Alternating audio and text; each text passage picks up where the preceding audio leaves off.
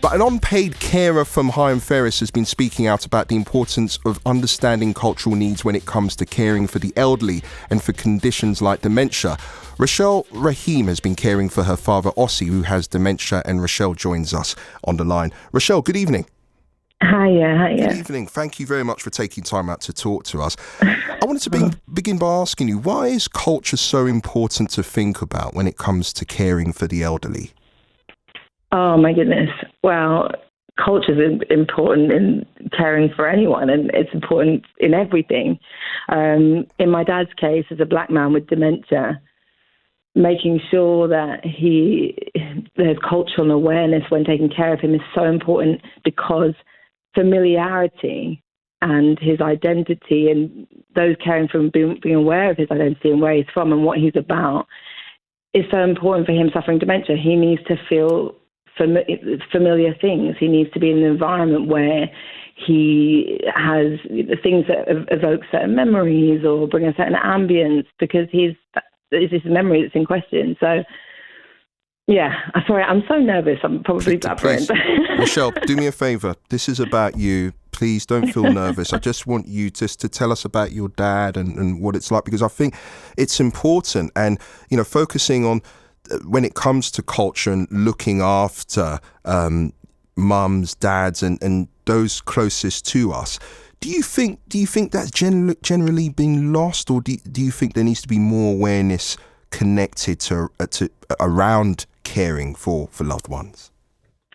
100%. So as I've been speaking about and working with the guys over at Northamptonshire Carers, it's so important that those from underrepresented communities like Black and Asian communities, are met with services that are actually relevant and appropriate for them.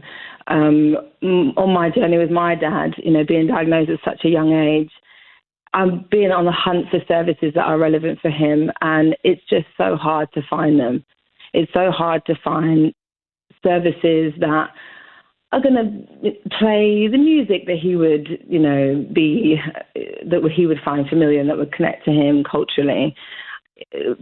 Places that would, I think food and music are so important in helping someone feel at home and, connected to their culture. And it's been difficult to find services, even services where he's not the only Black person in the room, that he sees a familiar face to help him feel welcome and not isolated in that environment. Is that down to not many Black carers in homes, or not many Black carers in general, and also for the carers knowing about the cultural, the history, and about the music, the food, and being able to connect and to understand what your dad did back in the day, those great moments in his life? Yeah, I think there's several reasons. I think that the Black carers, in Northampton there are thousands of Black carers, but don't seem to be engaging with the services.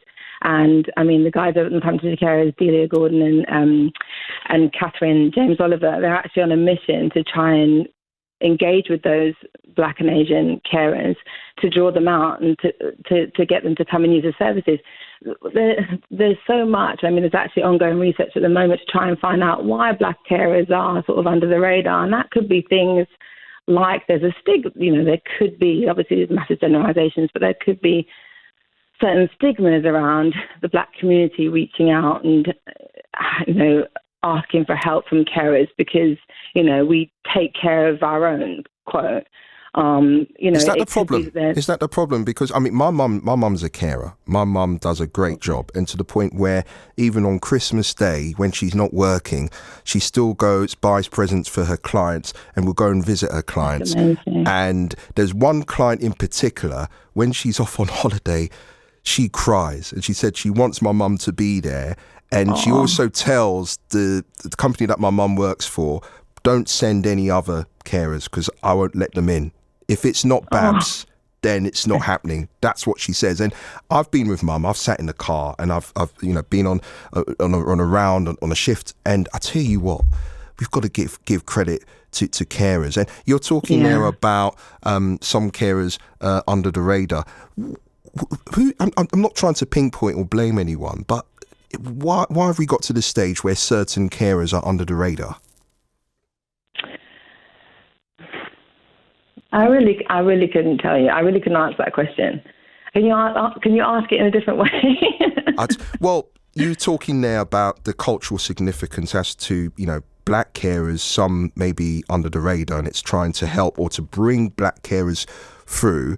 I'm going to push what I asked you aside and say, and let's focus on the positives. How can we celebrate and get more black carers to connect with your dad and other people who require help and to understand more about them and their lifestyles? I think, like what Delia and Akatha are doing with Northamptonshire Carers, I think it's about really going to the black and brown communities and asking them what they need, asking them what services they would engage with, how they can adapt their current services to make them more relevant and appropriate for those who are being cared for or for those carers. Little things like, perhaps adjusting the services that are offered, making them evening services. A lot of the services that I've been trying to access for my dad are daytime, and I then can't take him. Yeah. But I think, we need to have services that are, and I'm sorry if I'm repeating myself, but that are appropriate. My dad doesn't want to go to a group, sit in a chair and shaking a tambourine to music he doesn't identify with. He doesn't want, and I know that. I mean, he finds it very difficult to communicate. But all of the services that are on offer don't meet his character, don't meet his cultural background. So the services provided, they need to culturally, when it comes to the music and the arts, they need to tap into different cultures. It seems from what you're saying, it's one-sided. It doesn't really fully represent other cultures. No, and I think that is because there is this lack of information, this lack of knowledge around, what the black and brown people need, but also, black and brown people aren't engaging with the services, and that could be that they don't know about them, or they do know about them but see them as not relevant, or there is a stigma, or around reaching out to carers and getting that support, because as I said, certain communities feel that they should take care of their own elderly and they should take care of their own. And let's hope through this conversation that there will be some change in some aspect. I wanted to find out more about your dad. He's originally from Grenada, and he toured Europe with a jazz, funk and soul band. I mean, that's incredible. What was that like for Dad? I tell you what, he's lost so much of his short-term memory, but he absolutely, it feels like he'll never lose the memory of what he did in his band and his bandmates. We actually organised a birthday dinner with his bandmates last year, and you could just see how much that meant for him because, as much as he's forgetting so much of the day-to-day, he remembers those memories, and just seeing their faces, I imagine, would have triggered so much good memories for him. He talks about being this young guy, like traveling and loving life and, being on stage and trying to be the next Michael Jackson. That's living life. And, we often get the photos out and sit with him and show him in his little vest and his little beret on the percussion, loving life. And, it brings him warmth, and you can see it in his face, Wow. And again, those with dementia, they need to see those memories. They need to feel that. They need to hear the music. They need to taste it. They need to, It sounded as if Dad had an incredible time being part of that band. But for you, it must be challenging, and it can't be easy being an unpaid carer. No, it's really difficult. When my dad was diagnosed, I had a 2-year-old. And then he was diagnosed really just before the lockdown. So it was really, really, really tough on him, on all of us. And then I also got pregnant with my second child, who is now 1.5. So I've had a toddler and pregnancy during the first couple of years of his diagnosis. You're a real champion. I have to big you up for, especially going through lockdown, and what you're doing for Dad is incredible. What would you say in terms of the help that you've received so far? What would you say is the most helpful support you've had? From Northamptonshire Carers.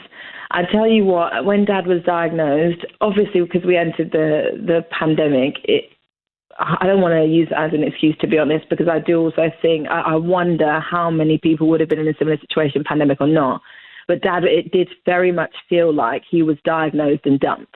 It was, right, you've got this horrible news, it's now going to change your life. We'll arrange someone to come around and speak to you about the medicine, and then, get on with your life. And honestly, it was, earth-shattering for me and my family. But the difficult thing is that Dad's very private. We actually didn't know how he was feeling and how he was taking it all. But anyway, we struggled to get any real... We got help in terms of from carers coming in and doing the bits and pieces that they need to do, like administering medication and checking Ed eating. But in terms of the companionship and understanding him and spending time and, focusing on his well-being, it was next to nothing. And I'm sorry to hear that. And I just hope going forward things can change. What would you like to happen if the platform now, the powers listening to our conversation, what would you like to happen going forward in order to see changes being made in the care industry? Okay, well, I would love for each individual to actually have a personalised care plan that was personal and identified each individual's needs. And if that person, for example, my dad is in a care home now just down the road from me, I've discussed with the care home recently, how can we make his everyday personal to him? Can he have Caribbean food as part of his menu? Can he have his music? Can you sit with him and go through his photos on a one-to-one basis? Can we have real person-centered care? Because oftentimes we see sort of things around, this is what we offer. We offer person-centered care, but when you get down to it, it's not. And it's certainly not personal on the level of culture, values, norms, religious values. I don't see it for my dad. And I would love for someone to sit with my dad and say, what food do you, all with their family, how can we make sure that we're playing that music, that we're offering that food, that we're taking your dad back? It seems from what you're saying, Rochelle, more cultural awareness. I hope it happens, and I hope this conversation will help to make change. And can I thank you for taking time out to join us tonight? Oh my goodness, thank you so much. Yeah, I'm really humbled. Please don't be humble. This is about you and your dad. This is not about me. This is not about the radio station. This is about you and your dad. It's about you, you having the voice to tell us. And I'm so glad that you've done it tonight. Thank you. Thank you very much. Rochelle, thank you very much. Rochelle Rahim, who's been caring for her dad, a great dad, Ossie, who has dementia. And I just hope things will work out, and the experience for many will improve, because no one wants to go through